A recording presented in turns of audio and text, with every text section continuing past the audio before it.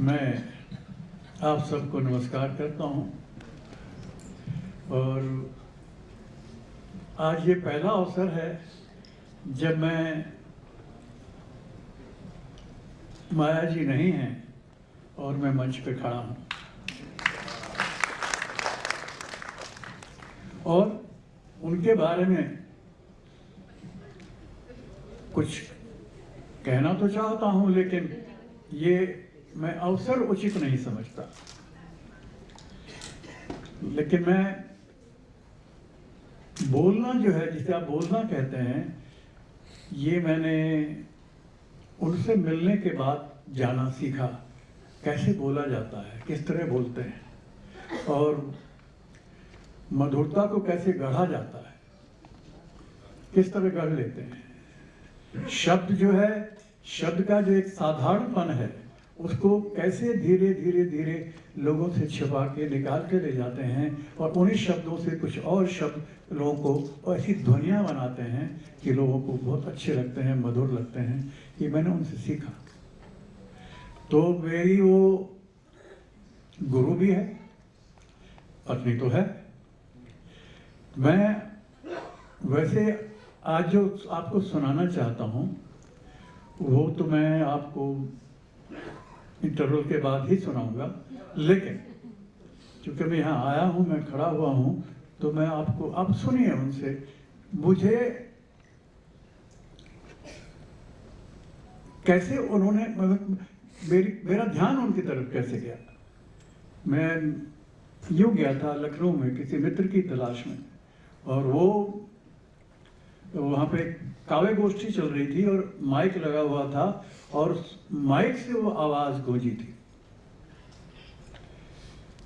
कि तुम मुझे प्यार की कसम मत दो, मैंने इंसान टूटते देखा।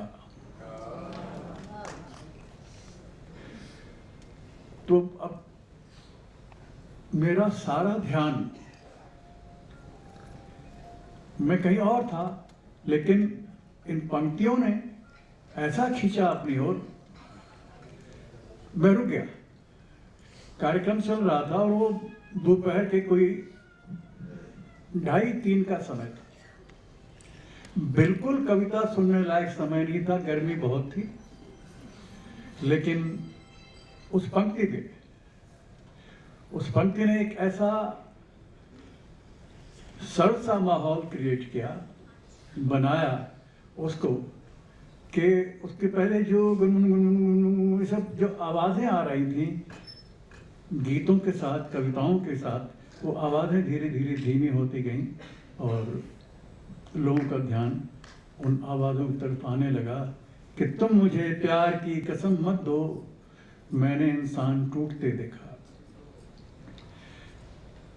तो मुझे ऐसा लगा कि जिसने इंसान को टूटते देखा हो और उसे प्यार की कसम दी जा रही हो, ये क्या स्थिति बनती है इसकी। और जिसके अंदर ये सब कुछ चल रहा हो, साथ साथ में घुट भी रहा हो, साथ साथ में आदमी उसके कहीं ना कहीं अपने आंसुओं को रोकने की चेष्टा भी कर रहा हो, इतने सारे क्रम एक साथ चल रहे हों, उस व्यक्ति में कहीं ना कहीं कुछ आक्रोश भी होगा, थोड़ा विद्रोह भी होगा और कुछ आंखों में नमी भी होगी। ये सारा सब कुछ होगा। और अगर कहीं ऐसे व्यक्ति में थोड़ी सी आग भर दी जाए तो क्या होगा। तो मैं उनसे मिला और मैंने उनसे कहा कि मैं आपकी कविता आपके सामने बैठकर आपसे सुनना चाहता हूँ। फिर पूछा आप कौन है, क्या है, वगैरह वगैरह। और उसने कहा कि अच्छा, क्यों सुनना चाहते हैं आप मेरे सामने मुझसे बैठ करके। तो मैंने उनसे यही कहा कि मैं देखना चाहता हूँ कि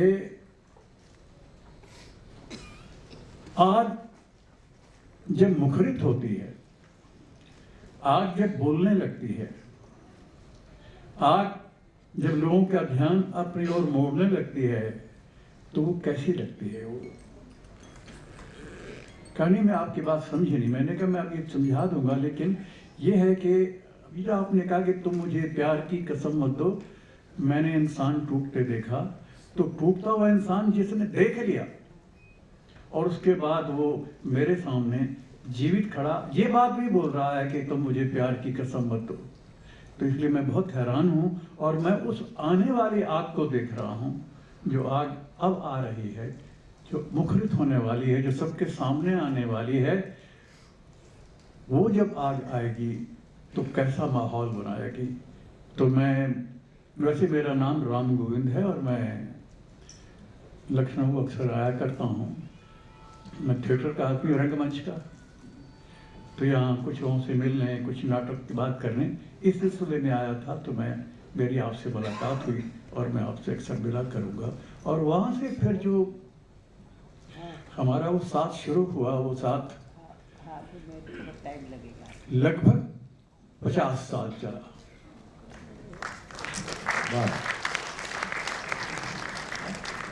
नहीं, मैं 70 में बाद में तो मुझे प्रॉम्प्ट कर रहा है, मेरा बेटा है, कि नहीं आप 50-20 साल घटा रहे हैं मेरी माँ। 70 साल चला।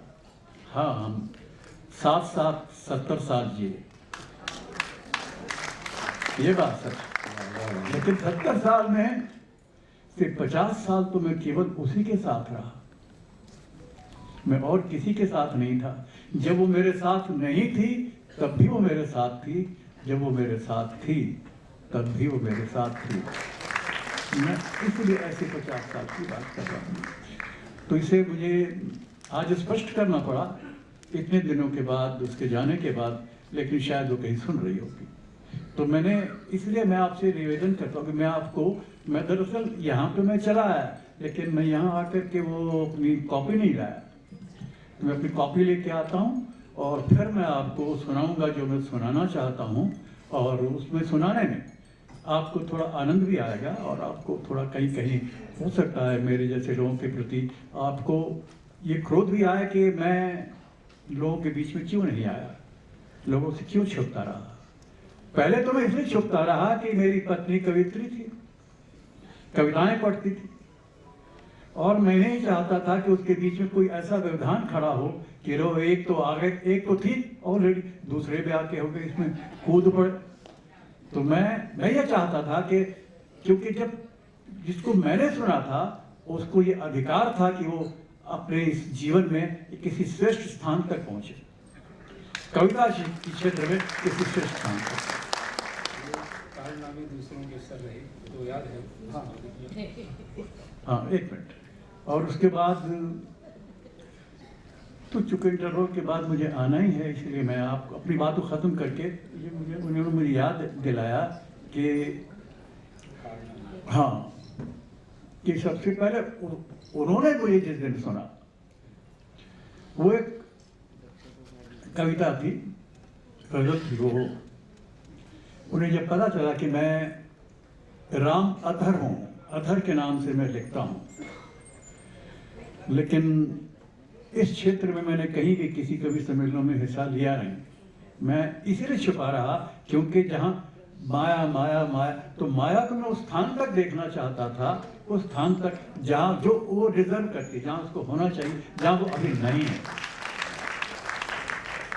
तो ईश्वर की कृपा से मैंने उसको वहां तक आने दिया, वहां तक वो आई और सफलतापूर्वक आई। और उसके बाद तब उसने मुझे कहा कि नहीं, अब आप अपनी कविता पढ़ा करो।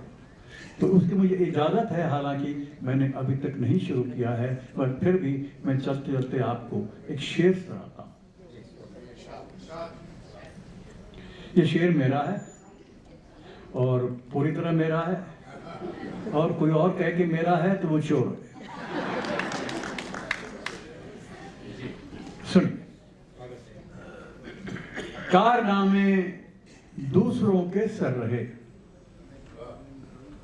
ये इसमें बहुत कुछ आपका अपना मिलेगा, यह सब कुछ आपका अपना मिलेगा, लेकिन मैंने चुराया नहीं है, बस इतना ही अंतर है। ये आया है, ये यूं उतरा, सीधा उतर आता है। ये उर्दू की बात होती तो मैं उसको समझा सकता, लेकिन ये समझिए आया है। कारनामे दूसरों के सर रहे और हम तो यारो नींव के पत्थर रहे। वाह। कारनामे दूसरों के सर रहे, हम तो यारो नींव के पत्थर रहे। शेर सुनिएगा कि धूल से गुब्बार बनने का नशा, धूल से गुब्बार बनने का नशा, तुम न समझोगे कि तुम अंबर रहे। वाह। धूल से गुब्बार बनने का नशा, तुम न समझोगे कि तुम अंबर रहे। और आखिरी शेर उसका कि हम लिखा लाए परिंदों का नसीब। गौर से सुनिएगा, हम लिखा लाए परिंदों का नसीब, उम्र भर घर में रहे बेघर रहे। हम लिखा लाए परिंदों का नसीब, उम्र भर घर में रहे बेघर रहे। कारनामे दूसरों के सर रहे, हम तो यारो नींव के पत्थर रहे। धन्यवाद।